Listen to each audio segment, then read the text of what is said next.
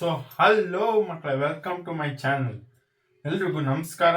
So last ವಿಡಿಯೋದಲ್ಲಿ ನಾನು SLC science important questions first part ಆಗಿತ್ತು, ಇದು ಸೆಕೆಂಡ್ ಪಾರ್ಟ್ ಆಗಿದೆ.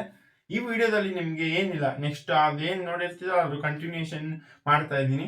ಆ ವಿಡಿಯೋ ನೋಡಿಲ್ಲ ಅಂದ್ರೆ ಅದನ್ನ ಲಿಂಕ್ ನ ಡಿಸ್ಕ್ರಿಪ್ಷನ್ ಅಲ್ಲಿ ಹಾಕಿರ್ತೀನಿ. ಇದೇ ಫಸ್ಟ್ ವಿಡಿಯೋ ನೋಡ್ತಾ ಇರೋರು ಅದನ್ನ ನೋಡ್ಕೊಂಡು ಇದನ್ನ ಕಂಟಿನ್ಯೂ ಮಾಡಿದ್ರೆ ನಿಮ್ಗೆ ಹೇಳ್ತಿದ್ದೀನಲ್ಲ, ಪಾಸ್ ಆಗ್ಬೋದು, ಆಮೇಲೆ ಡಿಸೆಂಟ್ ಸ್ಕೋರ್ ಮಾಡ್ಬೋದು ಅಂತ ಹೇಳ್ತಾ ಈ ವಿಡಿಯೋನ ಶುರು ಮಾಡೋಣ ಬನ್ನಿ. ಇದ್ರಲ್ಲಿ ಬರೀ ನಿಮ್ಗೆ ಇಂಪಾರ್ಟೆಂಟ್ ಕ್ವಶನ್ಸ್ ನ ಇದ್ರ ಬಗ್ಗೆ ಡಿಸ್ಕಸ್ ಮಾಡ್ತಾ ಇದ್ದೀನಿ. ಸೊ ಫಿಸಿಕ್ಸ್ ಪಾರ್ಟ್ ನ ಬಗ್ಗೆ ಫಸ್ಟ್ ಡಿಸ್ಕಸ್ ಮಾಡ್ತಾ ಇದ್ದೀನಿ. ಅದ್ರಲ್ಲಿ 2 ಮಾರ್ಕ್ಸ್ ಕ್ವಶನ್ಸ್ ಹೇಳ್ತಾ ಇದ್ದೀನಿ. ನೋಡಿ ಯಾವ್ಯಾವುದು ಅಂದ್ರೆ, what precautionary measures have to be taken to avoid overload in a circuit. ಒಂದು ಸರ್ಕ್ಯೂಟ್ ನಲ್ಲಿ ಓವರ್ಲೋಡ್ ಆಗಬಾರ್ದು ಅಂದ್ರೆ ನೀವು ಏನೇನು ಪ್ರಿಕಾಷನರಿ ಮೆಥಡ್ಸ್ ನ ತಗೋಬೇಕು ಅಂತ ಈ ಕ್ವಶನ್ ಗೆ ಬರೀಬೇಕು. ಇವೆಲ್ಲ 2 ಮಾರ್ಕ್ಸ್ ಕ್ವಶನ್ಸ್, ಓಕೆನಾ? 2 ಮಾರ್ಕ್ಸ್ ಗೆ ಇದು ಇಂಪಾರ್ಟೆಂಟ್ ಕ್ವಶನ್ಸ್ ಆಗಿರುತ್ತೆ. ನೆಕ್ಸ್ಟ್ ಕ್ವಶನ್ ನೋಡು, mention the characters which resistance of a conductor depends. ಅದೇ ಕಂಡಕ್ಟರ್ ರೆಸಿಸ್ಟೆನ್ಸ್ ಯಾವ್ಯಾವ ಇದ್ರ ಮೇಲೆ ಡಿಪೆಂಡ್ ಆಗಿರುತ್ತೆ. ಅದೇ mention the characters on which resistance of a conductor depends. ಈ ಕ್ವಶನ್ ನೋಡ್ಕೊ, important. Next, draw A simple electric circuit. ಆಮೇಲೆ ಲೇಬಲ್ ಆಮ್ಮೀಟರ್ ಮತ್ತೆ ವೋಲ್ಟ್ ಮೀಟರ್. ಒಂದೇನಿಲ್ಲ, ಒಂದು ಸಿಂಪಲ್ ಎಲೆಕ್ಟ್ರಿಕ್ ಸರ್ಕ್ಯೂಟ್ ಬರೀತ್ಯಾ, ಅದ್ರಲ್ಲಿ ಆಮ್ಮೀಟರ್ ಯಾವುದು, ವೋಲ್ಟ್ ಮೀಟರ್ ಯಾವುದು, ಲೇಬಲ್ ಮಾಡ್ತೀಯ. ಸೊ ಇವೆಲ್ಲ 2 marks questions. Next, diagram of recombination of white light. So white light recombination ಆಗುತ್ತಲ್ಲ, ಅದ್ರದ್ದೊಂದು diagram ಇದೆ, ಅದನ್ನ ಟೆಕ್ಸ್ಟ್ ಬುಕ್ ಅಲ್ಲಿ ಎಲ್ಲ ಇದೆ. ಸೊ ಇದಿಷ್ಟು 4 ಕ್ವಶನ್ ಆಯ್ತು. ನೆಕ್ಸ್ಟ್ ಯಾವ ಕ್ವಶನ್ ಇದು ಬಂದ್ಬಿಟ್ಟು, ನೆಕ್ಸ್ಟ್ ಕ್ವಶನ್ ನೋಡು. ಎಲೆಕ್ಟ್ರಿಕ್ ಇದು ಇಂಪಾರ್ಟೆಂಟ್ ಪ್ರಾಬ್ಲಮ್ ನಿಮ್ಗೆ ಕೊಡ್ಬೋದಾದಂಥದ್ದು, ಆಯ್ತಾ? ನೋಡು, an electric motor receives 10 ampere current from 220 volt source, find power. So current ಕೊಟ್ಟವ್ರೆ, ಆಮೇಲೆ ವೋಲ್ಟೇಜ್ ಕೊಟ್ಟವ್ರೆ, ನಿಂಗೆ ಪವರ್ ಬೇಕು. ಸಿಂಪಲ್ ಲೆಕ್ಕ ಇದು. ನೋಡಿಲಿ ನನ್ಗೇನ್ ಗೊತ್ತು ಅದನ್ನೇ ಸಿಂಪಲ್ ಆಗಿ ಹೇಳ್ಕೊಡ್ತೀನಿ. ನೋಡಿಲಿ, ಫಾರ್ಮುಲಾ ಬರ್ಕೊ. ಫಾರ್ಮುಲಾ ಬರೀ ಫಸ್ಟ್. ಫಾರ್ಮುಲಾ ಏನಪ್ಪಾ? ಪವರ್ಗೆ P equals V into I.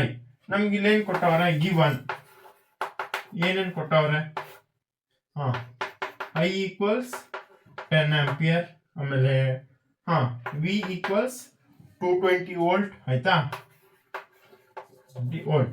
So ಇಲ್ಲಿ ಸಬ್ಸ್ಟಿಟ್ಯೂಟ್ ಮಾಡ್ತಾ ಇದೀನಿ ನೋಡು, ಮಲ್ಟಿಪ್ಲೈ ಮಾಡ್ಬಿಡೋದು. So voltage 220 into current 10, so power equals 2200 watt.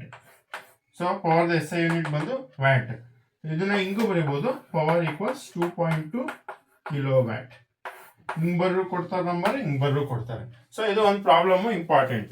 Yes guys, ನೋಡ್ಕೊಳ್ಳಿ. ಈಗ ನೆಕ್ಸ್ಟ್, ಲೈಟ್ ಅನ್ನೋ ಚಾಪ್ಟರ್ ಮೇಲೆ ಇಂಪಾರ್ಟೆಂಟ್ ಕ್ವಶನ್ಸ್ ನ ಹೇಳ್ತಾ ಇದ್ದೀನಿ. ಲೈಟ್ ಅನ್ನೋ ಚಾಪ್ಟರ್ ಅಲ್ಲಿ what is reflection of light? What is reflection of light? Next, state the laws of reflection of light. Next, third question, what is the focal length of a mirror? Focal length of a mirror ಅಂದ್ರೆ ಏನು? Next, what is refraction of light? What is refraction of light ಅಂದ್ರೆ ಏನು? State Snell's law of refraction. State Snell's law of refraction. Next, define with respect to length. ಯಾವ್ಯಾವುದು define ಮಾಡಬೇಕು? First one is focal length and second one is aperture. So ಇದಿಷ್ಟು light chapter ಮೇಲೆ 6 important questions. Next 7th one ನೋಡು. Next important question ನೋಡು, state laws of refraction of light. ಇದು important, ತುಂಬಾ important. ಇವಂತೂ ನಿಮ್ಮ ಎಕ್ಸಾಮ್ ಕ್ವಶನ್ ಪೇಪರ್ ಅಲ್ಲಿ ಬರ್ಬೋದಂತ ಹೇಳ್ತಾ ಇರೋದು. ನೋಡ್ಕೊಳ್ಳಿ, differences between convex mirror and convex lens. ಓಕೆನಾ? Next, what is magnification? Formula for magnification of image produce by the lens. Magnification ಅಂದ್ರೆ ಏನು, ಅದಕ್ಕೆ formula. Next, the position of stars changes apparently in the clear sky, why explain. ಅದೇ stars change ಆಗ್ತಿರುತ್ತಲ್ಲ position, ಅದು ಯಾಕೆ ಅಂತ explain ಮಾಡಬೇಕು. So ಇದು ಬಂದ್ಬಿಟ್ಟು light important questions. Next question ಬಂದ್ಬಿಟ್ಟು ಗ್ಲಾಸ್ ಪ್ರಿಸಮ್ ಕಾನ್ಸೆಪ್ಟ್ಸ್ ಮೇಲೆ. ಓಕೆನಾ? ಗ್ಲಾಸ್ ಪ್ರಿಸಮ್ ಕಾನ್ಸೆಪ್ಟ್ಸ್ ಮೇಲೆ ಯಾವ್ದಾದ್ರು ಒಂದು ಕ್ವಶನ್ ಕೊಡ್ತಾರೆ, ಆಯ್ತಾ? ಗ್ಲಾಸ್ ಪ್ರಿಸಮ್ ಕಾನ್ಸೆಪ್ಟ್ಸ್ ಮೇಲೆ ಈ ವರ್ಷ ಒಂದ್ ಯಾವ್ದಾದ್ರು ಕ್ವಶನ್ ಕೊಡ್ತಾರೆ. ಓಕೆನಾ? ಸೊ ಗ್ಲಾಸ್ ಪ್ರಿಸಮ್ ಕಾನ್ಸೆಪ್ಟ್ಸ್ ಚೆನ್ನಾಗಿ ನೋಡ್ಕೊಳ್ಳಿ.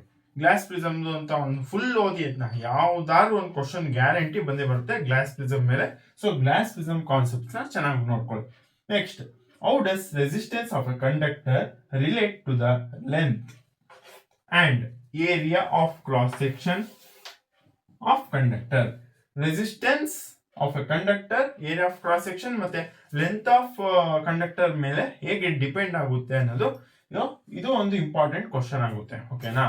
Factors affecting the resistance of a conductor ಅಂತ ಕೊಡ್ಬೋದು, or they may be give us how does resistance of a conductor relate to the length and area of cross section. So ಎರಡು ತರ ಕೊಟ್ಟರು questions, ಎರಡು ಒಂದೇನೆ. So ಎರಡನ್ನು ಚೆನ್ನಾಗಿ ನೋಡ್ಕೊಳ್ಳಿ.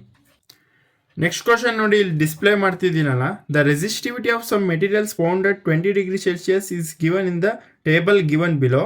So look at it and answer the questions given below.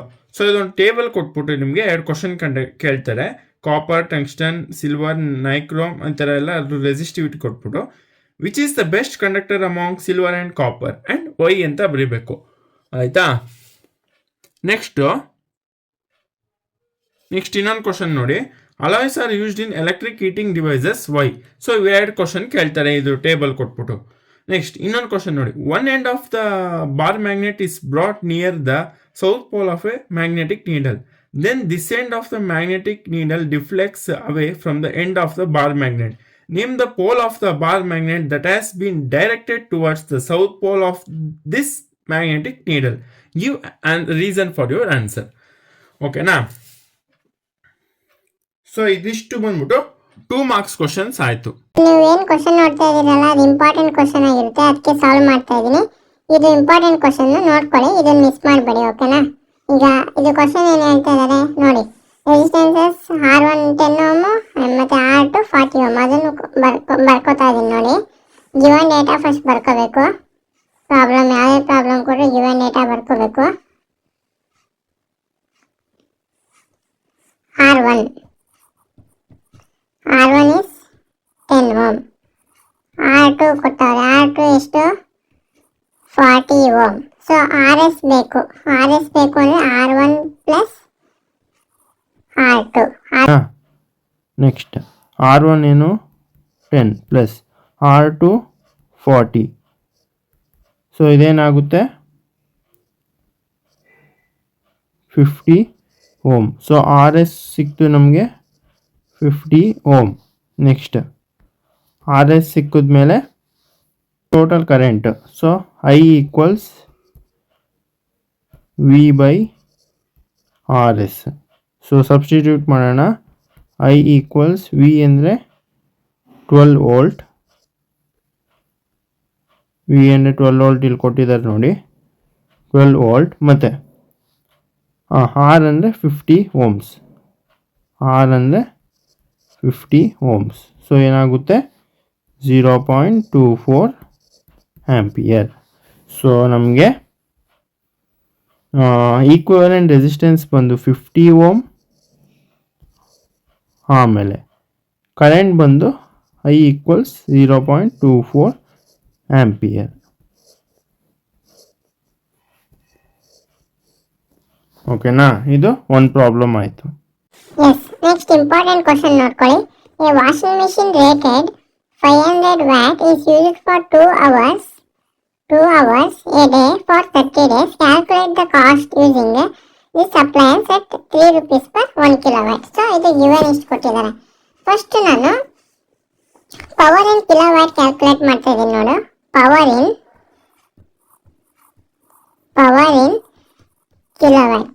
Kilowatt. So ಏನಾಗುತ್ತೆ P equals 500 watt divided by 1000. So ಇದೇನಾಗುತ್ತೆ P ಈಕ್ವಲ್ಸ್ 0.5 ಕಿಲೋವ್ಯಾಟ್. ಆಯಿತಾ. ನೆಕ್ಸ್ಟ್ ಟೈಮ್ ಕ್ಯಾಲ್ಕುಲೇಟ್ ಮಾಡ್ತಾ ಇದ್ದೀನಿ ನೋಡು. T equals 2 hours per day into 30 days. 2 hours per day into 30 days. That will become 60 hours. So time ಗೊತ್ತಾಯಿತು. Time ಏನು 60 hours. Next, we have to calculate total energy consumed. So formula is E equals P into T. E and P into T. So P and 0.5 kilowatt into 60 hours. So idannagutte 30 kilowatt hour ಆಗುತ್ತೆ. Next cost calculation ಮಾಡಬೇಕು. Cost, so total cost equals 30 kilowatt hour into 3 rupees per kilowatt hour. So ಇದೇನಾಗುತ್ತೆ answer ಬಂದು 90 rupees. ಓಕೆನಾ? ನೋಡೋರಲ್ಲ, ಇದಾಗಿತ್ತು ಇವತ್ತಿನ ನಮ್ಮ science important questions. ಇದೇ ರೀತಿ ಎಲ್ಲ ಚಾಪ್ಟರ್ಗೂ ನಾನು ಮಾಡ್ತೀನಿ. ಮ್ಯಾಥ್ಸ್, ಸೋಷಲ್ಲು, ನೆಕ್ಸ್ಟ್ ಉಳಿದಿರೋ ಎಲ್ಲ ಸಬ್ಜೆಕ್ಟ್ಗೂ ಇದೇ ಥರ ಮಾಡ್ತೀನಿ. ಎಲ್ಲರೂ ಇದೇ ಥರ ಪ್ರೋತ್ಸಾಹಿಸಿ. ನನಗೆ 1K ಸಬ್ಸ್ಕ್ರೈಬರ್ಸ್ ಕೂಡ ಆಗಿದೆ. So thank you guys. ಹಿಂಗೆ ಇದೇ ಥರ ಸಪೋರ್ಟ್ ಮಾಡ್ತಾ ಇರಿ. ನನ್ನ ವೀಡಿಯೋನ ಸಬ್ಸ್ಕ್ರೈಬ್ ಮಾಡಿ ದಯವಿಟ್ಟು ಅಂತ ಹೇಳ್ತಾ ನೆಕ್ಸ್ಟ್ ವೀಡಿಯೋದಲ್ಲಿ ಸಿಗ್ತೀನಿ. Bye guys.